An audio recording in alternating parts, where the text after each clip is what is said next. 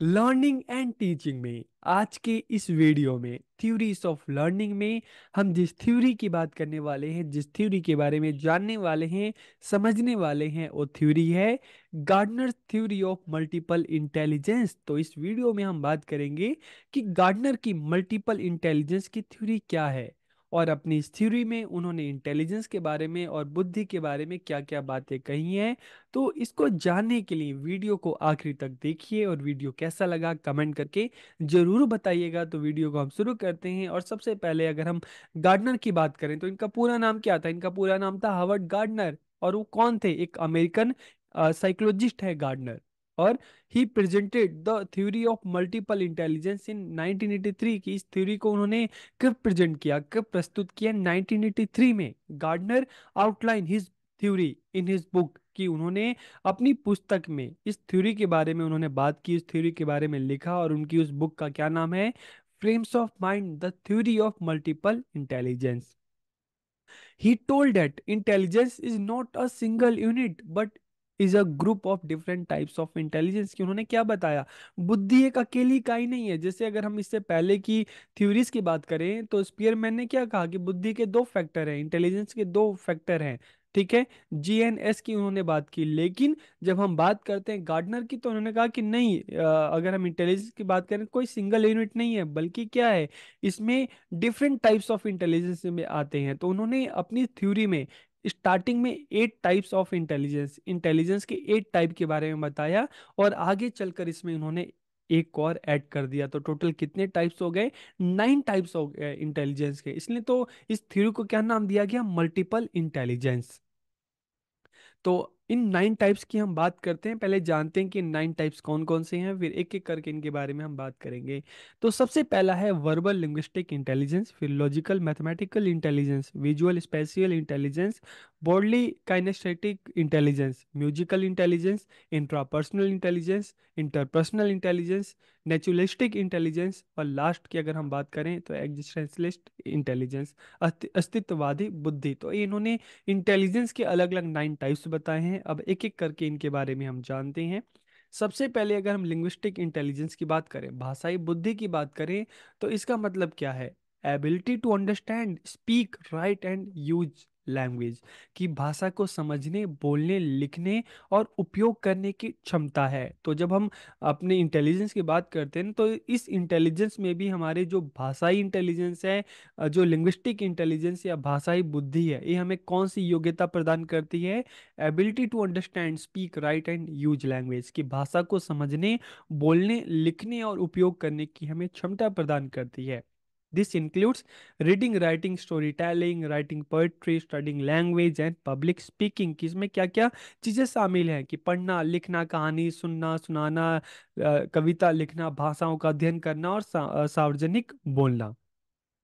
People with linguistic intelligence often become writers, speakers, translator, teacher and journalist। की जिनके पास इस तरह की बुद्धि होती है, इस तरह का इंटेलिजेंस होता है, वो किस फील्ड में जाते हैं, किस एरिया में जाते हैं? वो या तो राइटर बनते हैं, स्पीकर बनते हैं, ट्रांसलेटर बनते हैं, टीचर बनते हैं लैंग्वेज के, या जर्नलिस्ट बनते हैं। तो इन्होंने, देखिए समझने वाली बात यह है कि इन्होंने 9 टाइप्स के जो अलग अलग इंटेलिजेंस बताए हैं ना, तो इनका मानना था कि ये जो 9 टाइप्स हैं ये होते तो सब में है, लेकिन किसी में कुछ ज्यादा होता है तो किसी में कुछ कम होता है। फिर दूसरा, अगर लॉजिकल मैथमेटिकल इंटेलिजेंस की बात करें, तार्किक गणितीय बुद्धि की बात करें, तो logical thinking, problem solving and the ability to work with numbers. की तार्किक सोच, समस्या समाधान और संख्याओं के साथ काम करने की क्षमता। तो आप अपनी स्कूल को याद कीजिए, क्लासरूम को याद कीजिए। मान लो आपका मैथ में इंटरेस्ट नहीं होता था, ठीक है, आपको समझ में नहीं आता था, लेकिन आपके साथ के कुछ बच्चे ऐसे भी होंगे जिनको मैथ जो होती थी बहुत जल्दी समझ में आ जाती थी, और नंबर से खेला करते थे। ठीक है, तो it involves pattern recognisation, analysis, reasoning and scientific thinking. इसमें क्या है? पैटर्न को पहचानना, विश्लेषण करना, तर्क करना और वैज्ञानिक सोच शामिल है।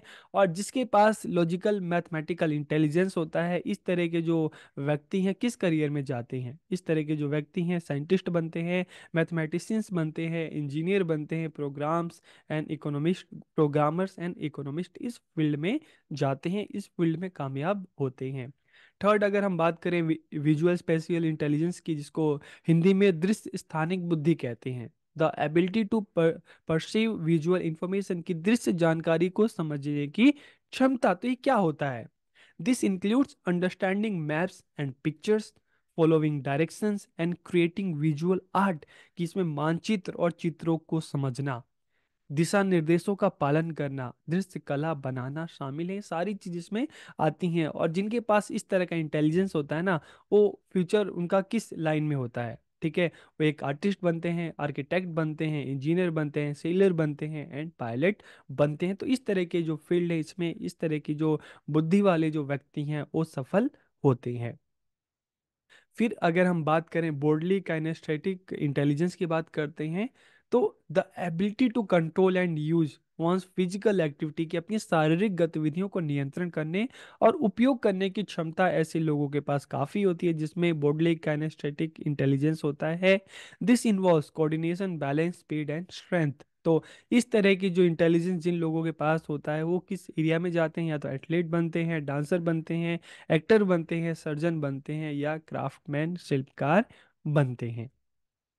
प्लस अगर हम म्यूजिकल इंटेलिजेंस की बात करें, संगीत में बुद्धि की बात करें, तो ability to understand, compose and perform music, इसलिए तो हम इसको म्यूजिकल इंटेलिजेंस की बात कर रहे हैं। This includes understanding rhythm, tempo and tune of singing, playing and composing music. तो अगर जिसके पास इस तरह का इंटेलिजेंस होता है, वो क्या बनता है? वो कंपोजर बनता है, सिंगर बनता है, इंस्ट्रूमेंटलिस्ट बनता है, म्यूजिक टीचर बनता है, साउंड इंजीनियर, इस तरह के फील्ड में जाता है। ठीक है? तो आपकी क्लास में इस तरह के अलग अलग इंटेलिजेंस वाले बच्चे आपको मिलेंगे। कोई म्यूजिक में बहुत अच्छा है, कोई मैथ्स में बहुत अच्छा है, कोई चित्रों को अच्छे से रीड करता है, मैप में उनका इस तरह की चीज़ों में काफ़ी इंटरेस्ट होता है। ठीक है? फिर अगर इंट्रापर्सनल इंटेलिजेंस की बात करेंगे, अंतः वैयक्तिक बुद्धि की बात करेंगे, तो इस तरह की बुद्धि जिनके पास होती है ना, इंटेलिजेंस जिनके पास होता है, उनमें क्या क्षमता होती है? Ability to understand one's own emotion and the emotion of other, कि वो अपनी भावना और दूसरे की भावनाओं को समझने की उनमें क्षमता होती है। ठीक है? और इसमें क्या क्या चीजें इंक्लूड है? Self awareness, self regulation, empathy है एंड सोशल स्किल है। और इस तरह की बुद्धि इंटेलिजेंस जिन लोगों के पास होता है ना, आगे चलकर साइकोलॉजिस्ट बनते हैं, काउंसलर बनते हैं, ठीक है, टीचर, सोशल वर्कर, लीडर, इस तरह के आगे चल के फील्ड में आगे बढ़ते हैं, बनते हैं, और लोगों की सहायता करती हैं। ठीक है? और जिनके पास इंटरपर्सनल इंटेलिजेंस होता है, पारस्परिक बुद्धि होती है, तो इनके पास क्या काबिलियत होती है? The ability to build and maintain relationship with other, कि दूसरों के साथ संबंध बनाने और बनाए रखने की क्षमता होती है। तो this includes communication, team work, leadership and conflict resolution.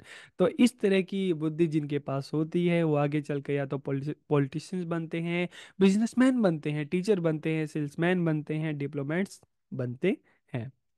और फिर अगर बात करते हैं नेचुरलिस्टिक इंटेलिजेंस, प्राकृतिक बुद्धि, तो इस तरह की जो बुद्धि जिनके पास होती है, उनकी क्या योग्यता होती है? Ability to recognise and understand various pattern in nature, की प्रकृति में विभिन्न स्वरूपों को पहचानने और समझने की क्षमता होती है। It includes knowledge about animal, plant and weather.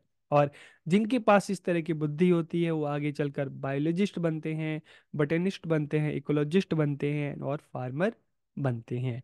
और लास्ट अगर हम बात करें एग्जिस्टेंशलिस्ट इंटेलिजेंस की बात करते हैं, तो इसकी क्या खासियत है? The ability to think about the meaning and purpose of life, कि जीवन के अर्थ और उद्देश्य के बारे में सोचने की क्षमता। आप में से बहुत सारे कुछ बच्चे ऐसे भी होंगे जो फिलोसफर होंगे। ठीक है? तो इस तरह के जो लोग होते हैं, ठीक है, इस तरह की जिनके पास बुद्धि होती है, उसमें क्या चीज़ें शामिल होती हैं? फिलोसफी, रिलीजन, स्पिरिचुअलिटी, कुछ बच्चे होते हैं उनमें ये सारी चीज़ें हमें देखने को मिलती है।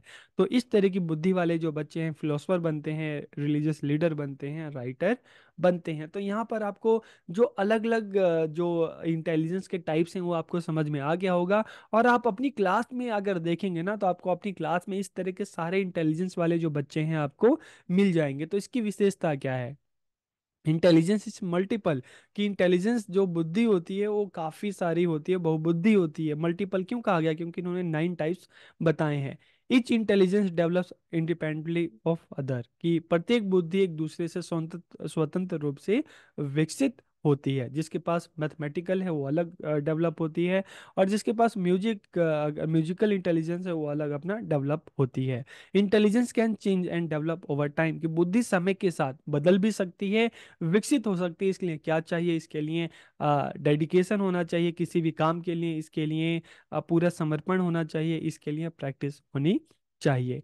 परफॉर्मेंस ऑफ इंटेलिजेंस में वेरी इन डिफरेंट कंटेक्स्ट, की बुद्धि का प्रदर्शन विभिन्न संदर्भों में भिन्न भिन्न हो सकता है। तो जैसा हमारे सामने काम होता है, जैसी रिस्पॉन्सिबिलिटी होती है, जैसा हमें माहौल मिलता है, उस हिसाब से जो हमारी जो अपने बुद्धि की बात करें, ठीक है, उसका कंटेक्स्ट अलग अलग हो सकता है। इसलिए तो हम कहते हैं ना, कई लोग ऐसे होते हैं जिनके पास इस तरह के मल्टीपल इंटेलिजेंस होते हैं, हम कहते हैं ना मल्टी टैलेंटेड, की बहुत सारे कामों में क्या होते हैं, बिल्कुल निपुण होते हैं।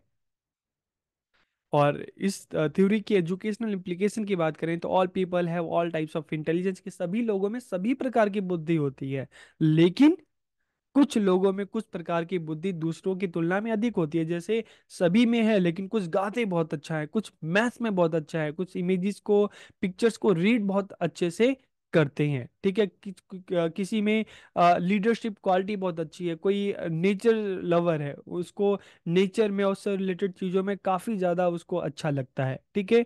तो इसलिए हम देखते हैं कि भाई ये अलग अलग जो टाइप्स है सभी में होते हैं, लेकिन किसी में कुछ ज्यादा होता है, किसी में कम होते हैं। तो इससे क्या होगा? इससे शिक्षकों को विद्यार्थियों के विभिन्न प्रकार की बुद्धि को समझने में हेल्प मिलती है, और बच्चों को भी खुद को समझने में, अपनी बुद्धि को समझने में हेल्प मिलती है। और उसी के हिसाब से बच्चों की हेल्प की जा सकती है, उनकी सहायता की जा सकती है, उनको डायरेक्शन दिया जा सकता है। तो आपको ये वीडियो कैसा लगा कमेंट करके जरूर बताइएगा। आप सबका बहुत बहुत धन्यवाद।